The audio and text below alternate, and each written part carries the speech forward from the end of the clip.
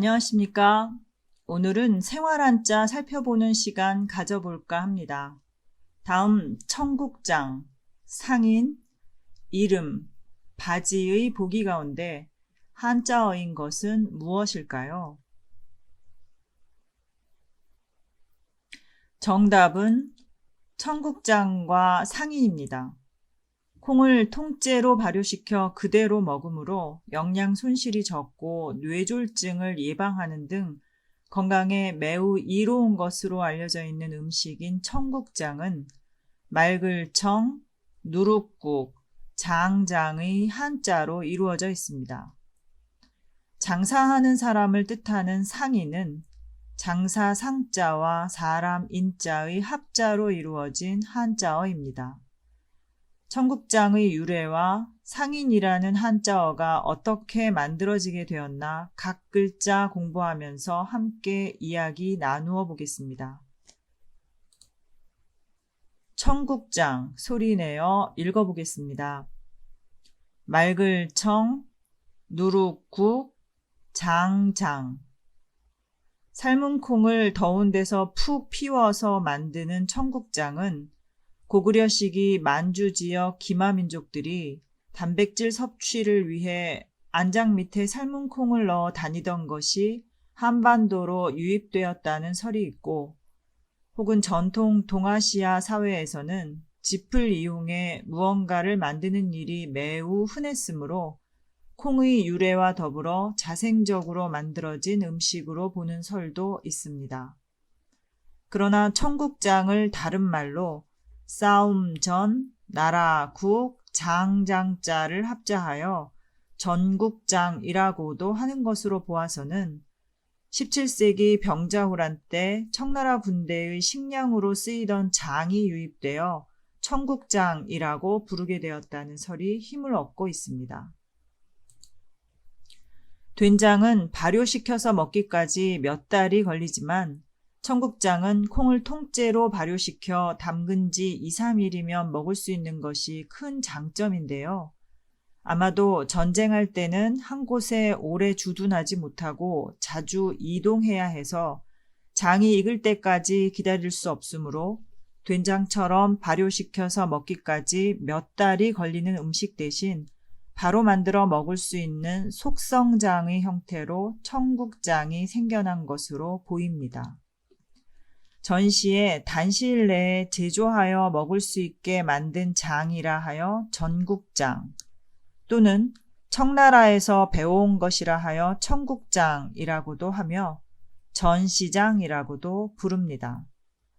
우리나라 문헌에 청국장이 처음 보인 것은 1715년 홍만선의 산림경제이고, 대두를 삶아서 볏짚에 싸서 따뜻하게 3일간을 두면 된다는 제법도 소개되어 있습니다.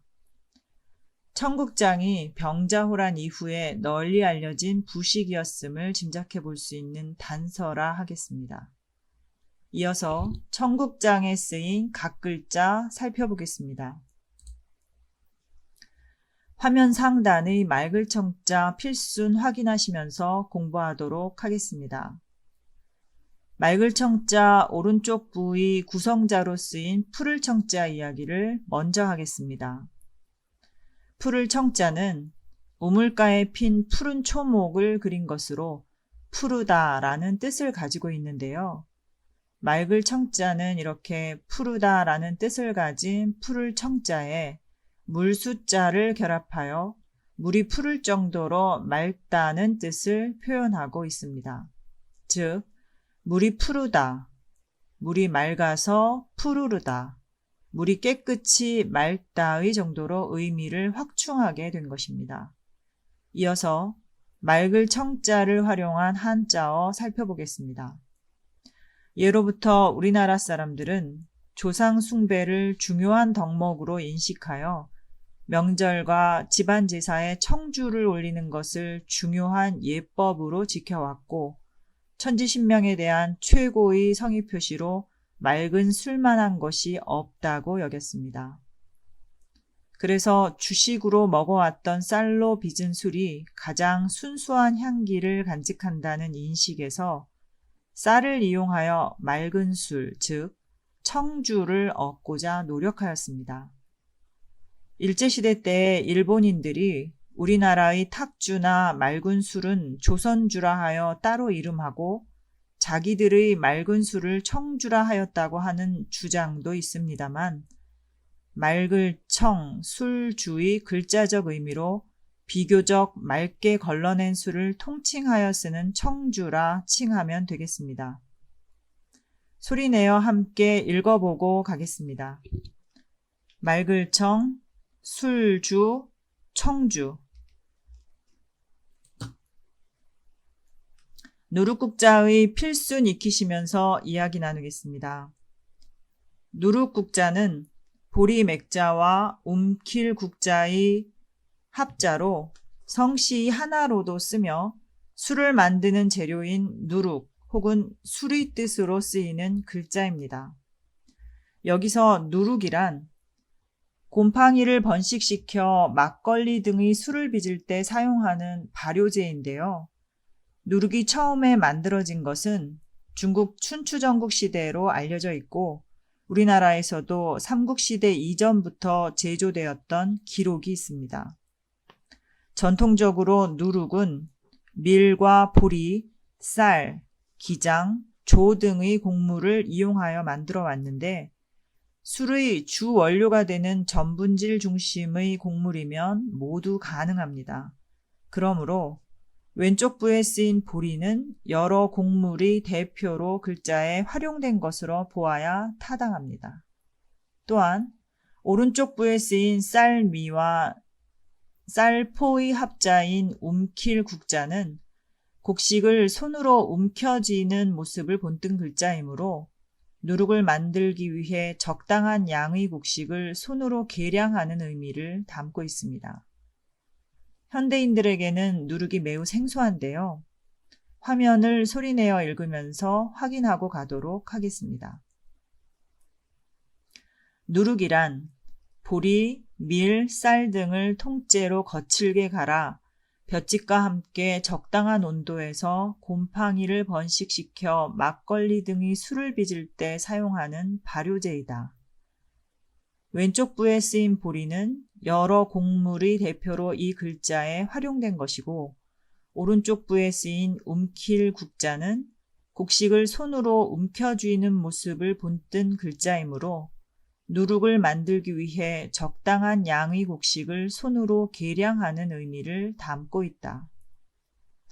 누룩국자는 성씨의 하나로도 쓰이며 술을 만드는 재료인 누룩 혹은 술의 뜻으로 쓰이는 글자이다. 누룩국, 먼저선, 날생, 전할전. 학창시절 국어 수업 시간에 익히신 고전작품 국선생전 기억나십니까? 고려 고종 때 이규보 선생이 술을 의인화하여 당시의 문란한 사회상을 풍자하기 위하여 지은 가전체 소설인데 이때 가전체 소설이란 주로 인간의 삶에 교훈을 주려는 목적에서 사물을 의인화한 전기 형식의 설화를 말합니다. 누룩국자를 활용한 한자와 함께 소리내어 읽어보겠습니다. 누룩국, 먼저선, 날생, 전할전, 국선생전.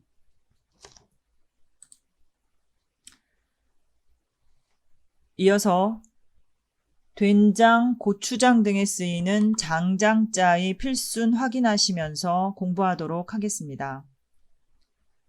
장장자는 나무조각장, 고기육, 마디촌자의 합자로 이루어진 장수장자와 술주의 의미로 쓰인 다규자가 합하여 만들어진 글자입니다.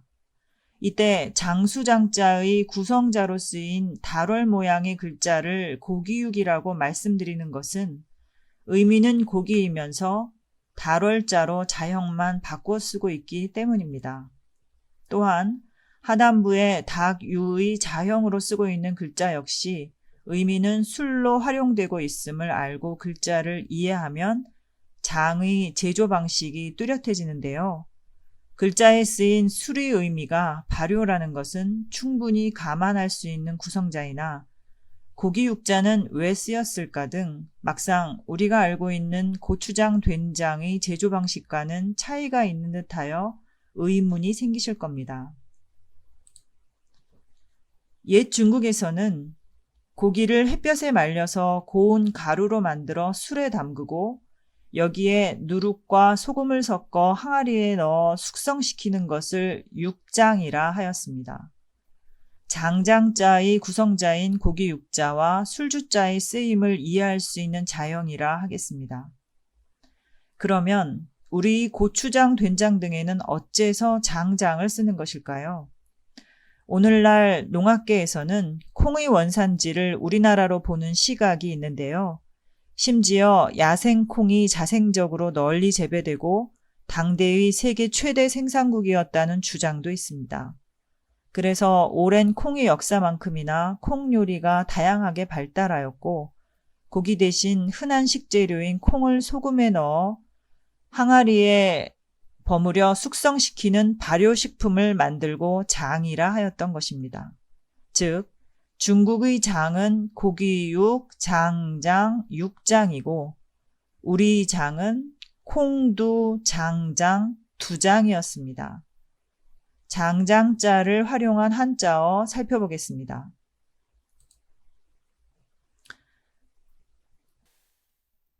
장상, 전장.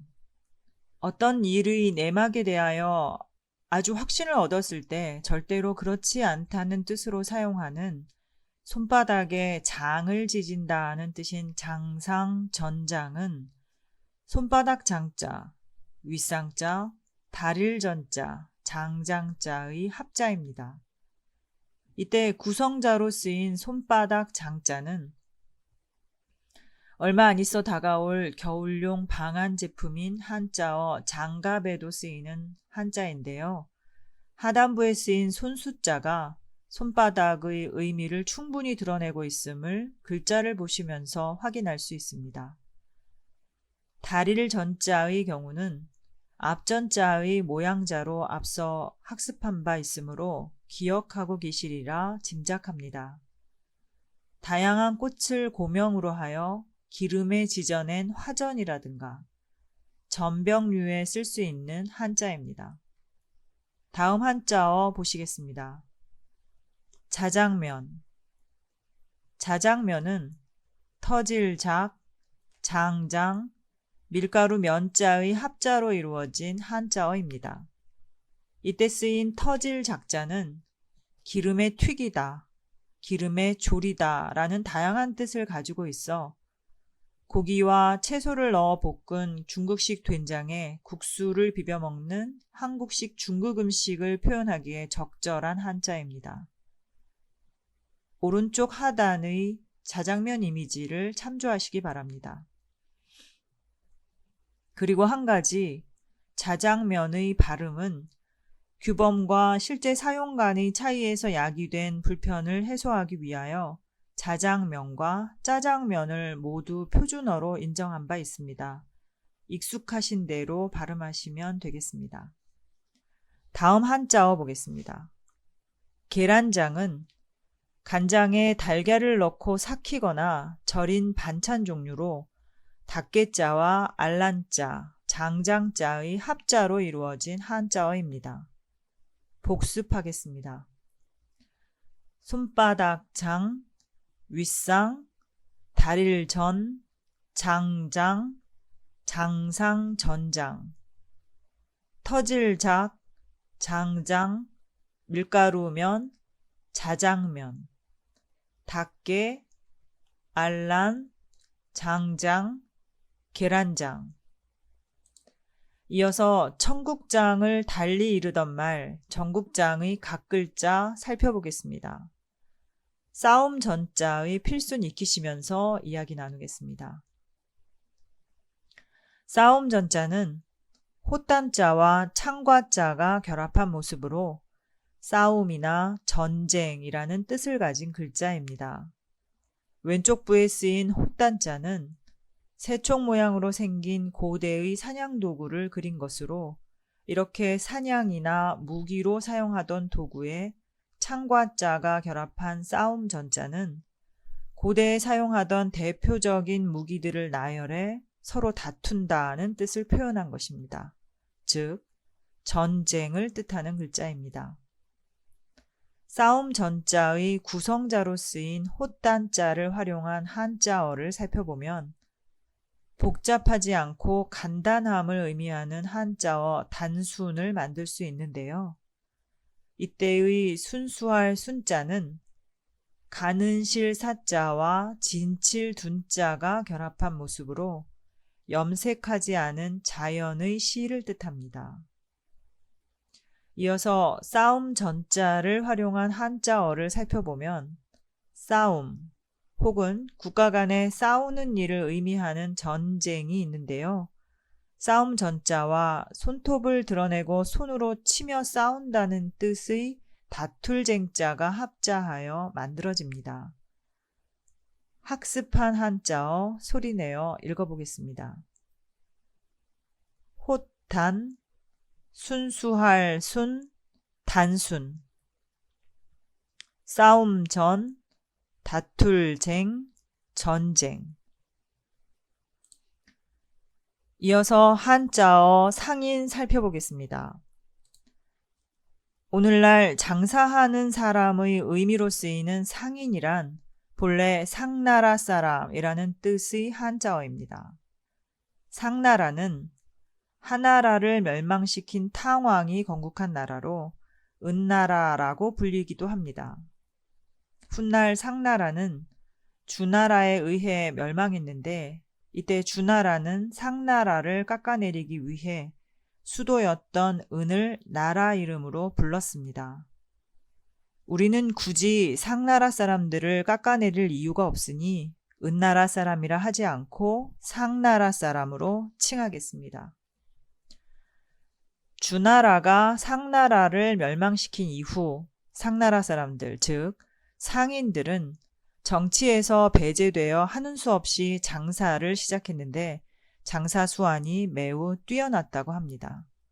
이때부터 상나라 사람이라고 하면 곧 장사를 하는 사람이란 뜻이 되었고 역시 같은 맥락으로 상업은 상나라 사람들의 직업이라는 뜻으로 쓰여 훗날 상품을 사고 파는 행위를 통하여 이익을 얻는 일임을 의미하게 되었습니다. 장사상자의 필순 보시면서 공부하겠습니다.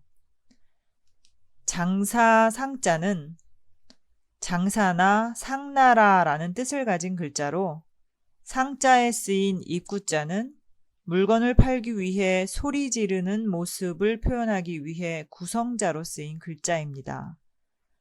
물건을 가지고 이곳저곳 돌아다니며 파는 일 또는 파는 사람을 의미하는 한자어 행상은 단일 행자와 장사상자의 합자로 이루어졌습니다. 설비를 갖추어 놓고 물건을 파는 가게의 총칭인 상점은 장사상자에 가게점을 합자한 것이고 상점에서 판매하는 물건을 가리키는 한자어인 상품은 장사상자에 물건 품자의 합자로 이루어졌습니다. 함께 소리내어 읽어보고 오늘 수업 마무리하겠습니다. 단일행, 장사상, 행상, 장사상, 가게점, 상점, 장사상, 물건품, 상품. 공부하느라 애쓰셨습니다. 다음 시간에 뵙겠습니다.